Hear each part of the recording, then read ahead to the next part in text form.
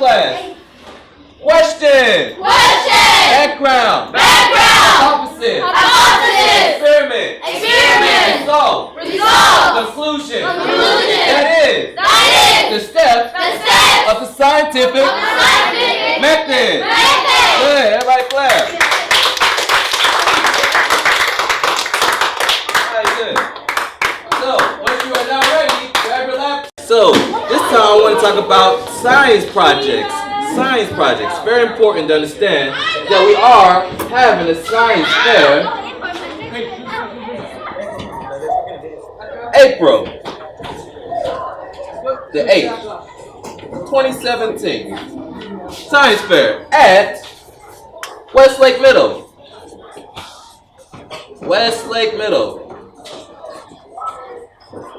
So, what is a science fair? A science fair consists of science projects made from our very own Westlake Middle kids. And what's so important about them doing the science project is lets them see from a standpoint, how do scientists think like? How do engineers think like? How do anybody think like? Using two things. The scientific method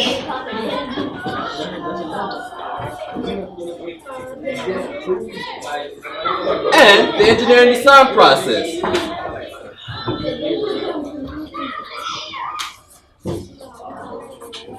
Very two important things when you're doing a science fair. You have to think like a scientist, or you have to act like an engineer. Once you understand that, our kids are now able to understand we can do anything accomplished, we're all winners. So thank you for listening. Grab your binders. Grab your notebook. Notebook, binders. Once you are ready, we're working on our prior knowledge. We using the computer? We are using the computers. No, you okay. We're using prior knowledge to find out our prediction and question. Prediction and questions. And then we're going to work on our method and materials. Remember, it's important to know what you want to do with a science project. You need certain steps. So, let's have some of our students come up here and talk about the steps. Cesar, over here. Right here. So, we have the scientific method. This is one of my students, Cesar. He's going to tell you the first step in the scientific method. So, we have the scientific method. Number one, what is the first step? Question. So you need to know what a question is. A question to any problem is very important. Q-U, U-E-S-T-I-O-N. Okay, question. Not spelled correctly, but that's okay. You did very good, Cesar. No problem. So,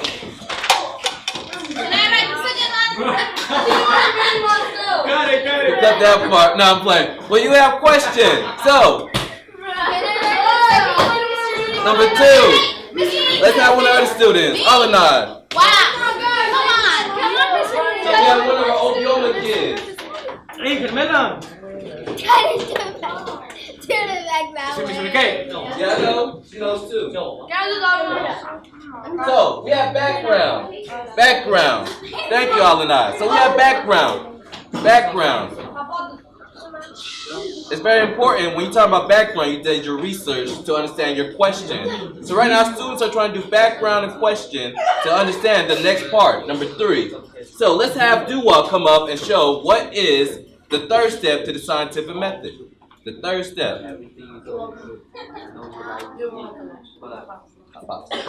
H-Y-P-O-T-H.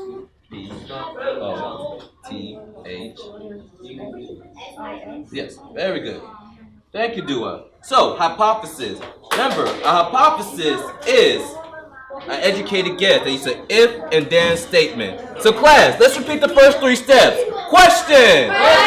Background. Hypothesis. You need to have these three in order to be able to do the next and most important step. So, let's have our Obioma kid, who is very good at understanding this part, come up here. Anu.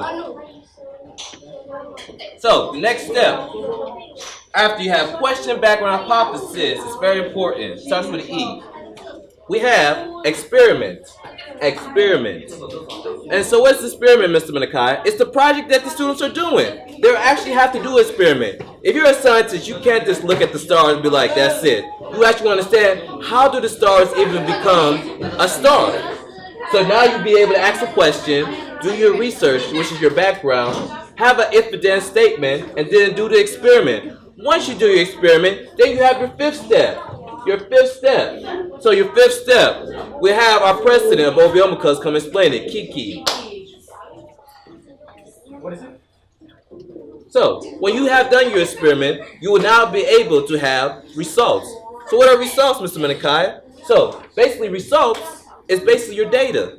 You basically have now something that shows you have your experiment, and you can now see if your hypothesis is correct, and see if it complies with your background, and see does it help with your question.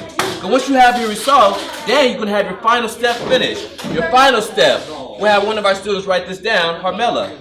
She'll come and write down our final step of the scientific method. Okay. Our final step. What is our final step? Our final step, conclusion. Conclusion. So, conclusion. It's basically the summary of what we've done, and that's to make sure that's a reply back to question. Remember, even though you have a question, you need your conclusion to make sure that it answers your question. Without an answer to a question, you don't have a conclusion that helps you out with that. So then, everyone, question. Question. Background. Hypothesis. Experiment. Results. Conclusion. That makes the steps of the scientific method. Good. Everybody clap. Everybody clap. Good. As much science as you want, but kids learn by the most official way that I've seen, and that's by doing it themselves, finding their own project, something that, okay, I never wanted to really explore this, but I'm gonna see what it's about, and then 2 or 3 weeks later, they like scratching their head, calling their mamas, crying like, Mama, I don't even know why you picked this project. Then after they put on their board and presented, they be like, I just became a scientist, an engineer. So yeah, teachers, if you feel like your kid is frustrating themselves, let them frustrate themselves. Don't baby them. Don't spoil them. They need to be able to teach. Okay, what are we doing now, Soliana? Abstract. Okay, very good. So what are the things you need